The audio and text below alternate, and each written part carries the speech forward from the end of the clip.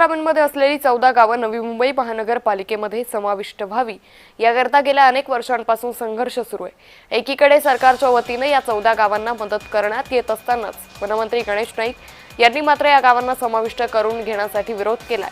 गेल्या आठवड्यातच उपमुख्यमंत्री एकनाथ शिंदे यांनी गावच्या विकास निधीसाठी 70 कोटी देण्याचे आदेश दिले होते।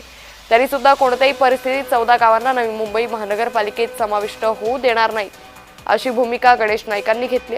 याचा आढावा घेत ग्रामस्थांशी चर्चा केली आमचे प्रतिनिधी किशोर पगारे यांनी।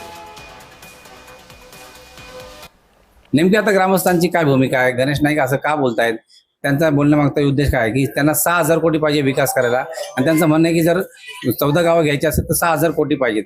नेमकं काय कारण आहे? आपल्यासोबत अध्यक्ष आहेत, ग्रामस्थ आहेत, आपण थेट विचारणार आहोत लक्ष्मण पाटील यांना काय ही भूमिका घेतात वनमंत्री गणेश नाईक। आता त्यांच्या भूमिका त्या नाईक साहेबांची भूमिका काय ती त्यांनाच माहिती। आम्हाला तर काय या बाबतीत काय गणित आम्हाला कळलं नाही, कारण 6000 कोटीचं बजेटच नाही आणि 6000 कोटी गेल्या 10-15 वर्षामध्ये पुढे येणाऱ्या 10-15 वर्षामध्ये 6000 कोटी पुरतील।